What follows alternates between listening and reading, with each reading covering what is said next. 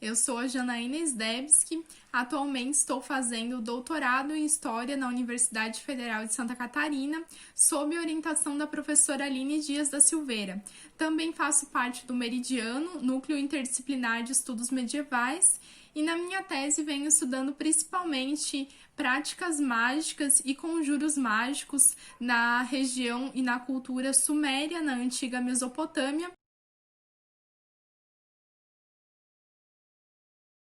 mas também venho me dedicando ao estudo de imagens e iconografias nesse contexto. E é nesse sentido que a minha apresentação de hoje vai falar sobre as imagens na Suméria e, mais especificamente, como essas imagens tinham um sentido de presença.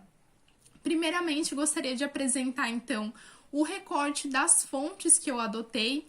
São imagens que estão presentes num catálogo de imagens sobre arquitetura e iconografias na antiga Mesopotâmia, feitos pela autora Zainib Bahani.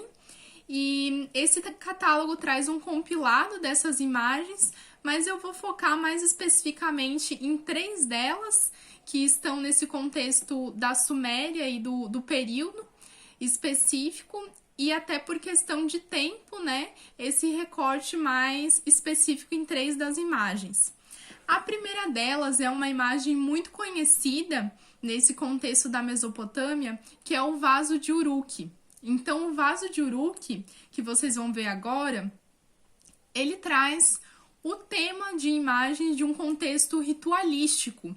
E essas imagens com contextos ritualísticos e mesmo narrações de um ritual inteiro são muito comuns de serem encontradas nesse contexto da antiga Mesopotâmia e suas iconografias. Então a gente vai ter nessa imagem a presença de uma sacerdotisa que vai receber oferendas no seu templo, no templo dedicado à deusa Inanna. Inclusive, nesse vaso vai ter a menção, a iconografia do nome da deusa Inanna, o desenho do seu nome. E essa deusa, ela regia os atributos do sexo e da fertilidade. Então, ela era responsável por garantir questões de abundância e também de boas colheitas nesse contexto.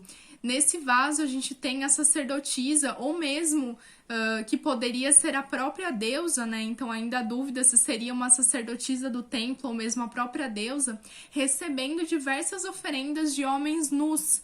E atrás do primeiro homem há a figura do rei, que a gente consegue diferenciar dos outros pela sua touca real, as vestes reais e também pelo seu tamanho maior do que os outros. Nessa imagem, a gente consegue perceber o contexto que poderia estar relacionado com um rito de sexo sagrado, onde a sacerdotisa e o rei tinham, então, um casamento sagrado, um intercurso sexual, e esse rito servia, inclusive, para legitimar o papel do rei e o seu papel de ser consorte da própria deusa, consorte da deusa Inanna, garantindo, assim, o sucesso do seu reinado, abundância, boas colheitas e toda a fertilidade que o rei também era capaz de suprir e oferecer para o povo. Por que nesse contexto a gente pode trabalhar com imagens no sentido de imagens de presença? Primeiramente porque quando a gente tem um quadro, uma cena como essa, ritualística, essa cena ela é a perpetuação do rito para a eternidade. Então, a partir do momento que isso é registrado em uma imagem que fica, seja na parede de um palácio, de um templo, ou mesmo num vaso, como é esse caso, esse ritual, a narrativa desse ritual como um todo, ela vai estar eternizada. Mas também porque nesse contexto da Mesopotâmia, as próprias imagens em si tinham esse sentido de presença. Então, quando era construída, quando era feita a imagem de uma divindade ou até mesmo de um rei, essa imagem servia para presentificar, para trazer à terra a presença dessas divindades, ou até mesmo para criar um duplo do rei. Ou seja, quando se criava uma imagem, ela passava também por um ritual, que é conhecido também em outras culturas, existe entre os egípcios e até mesmo entre os gregos, um ritual chamado de ritual de abertura de boca. Essas imagens, elas de alguma forma personificavam e traziam para dentro delas a presença da divindade sobre a qual elas falavam. Então, uma imagem de Inanna, por exemplo, personificava e trazia a presença da própria deusa Inanna. Assim como a imagem do rei era considerada um duplo desse rei, a presença do rei naquela imagem. Por isso, a destruição, ou mesmo as formas utilizadas para deteriorar essas imagens eram também uma forma de destruir a memória, de destruir a presença daquele rei ou daquela divindade que estava ali presente na imagem. Nesse contexto do vaso, então, a gente vai ter tanto a descrição e a presença de um rito, quanto de personagens, como a própria deusa Inanna ou a sua sacerdotisa, e o rei ali com os seus súditos, e também a presença de vários elementos, várias coisas que ele trouxe para oferecer ao templo, sejam alimentos, animais e todo tipo de ex-voto que ele poderia levar ao templo da deusa Inanna, para satisfazer então essa deusa e garantir a abundância do ano, as boas colheitas e todos os atributos que a deusa era capaz de reger. A segunda imagem que a gente pode comentar e trazer para discussão é uma estela de Uxungal.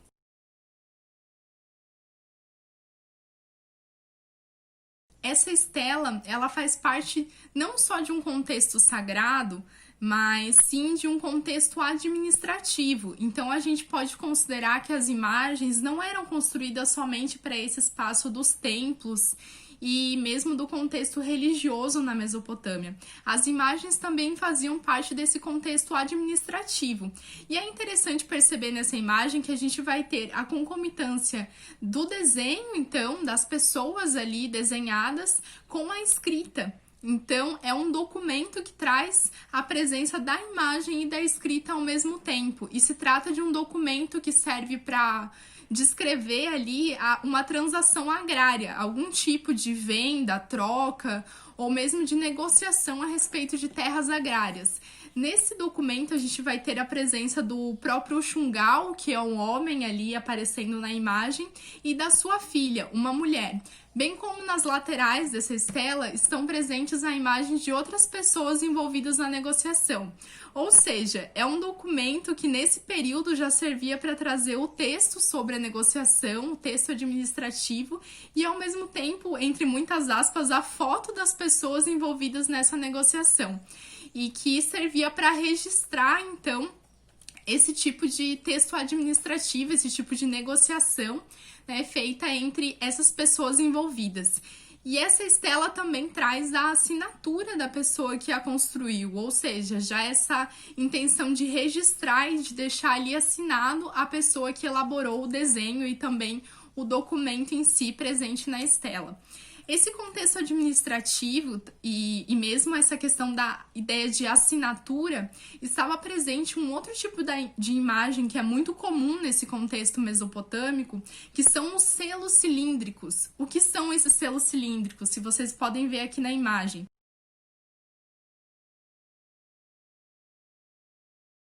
Esses selos cilíndricos são rolos construídos para serem impressos no material de argila. Então, esses rolinhos tinham desenhos em negativo, que a partir do momento que eles eram rolados sobre a argila ainda molhada, imprimiam sequências de desenhos. E esses selos eram como se fossem assinaturas. Então, um rei ou mesmo uma pessoa comum portava um selo que era a sua própria assinatura e servia inclusive para assinar documentos administrativos, cartas, documentos pessoais que essa pessoa visava emitir e garantir ali a sua autenticidade, sua assinatura.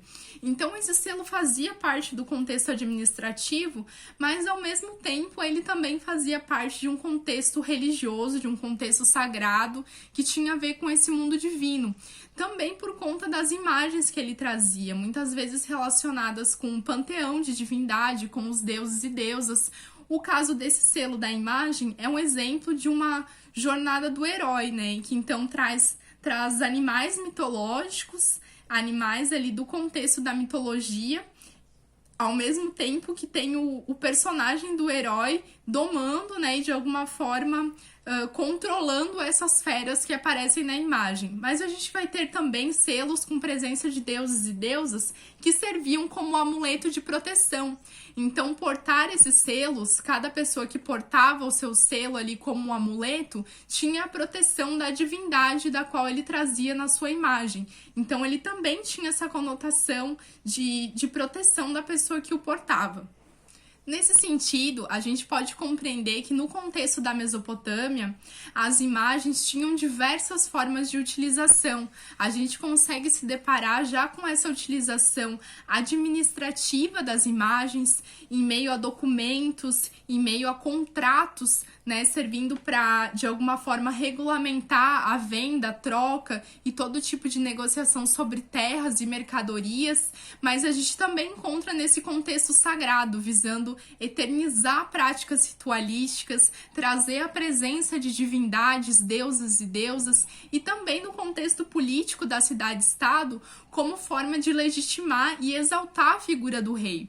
E essas imagens também num contexto muito diferente do que a gente entende hoje, ou seja, imagens como representação de algo, visando contextualizar que na Mesopotâmia essas imagens realmente tinham a força e o poder de presença, tinham esse contexto ritualístico de passar por um processo em que elas eram capazes de personificar, de trazer ali a presença da divindade ou do próprio rei. E por isso, a presença tão forte dela nos contextos sagrados, nos templos, mas até mesmo nos palácios e na entrada dos palácios, que tinham, de fato, a presença de todas as divindades que estavam estampadas em suas paredes.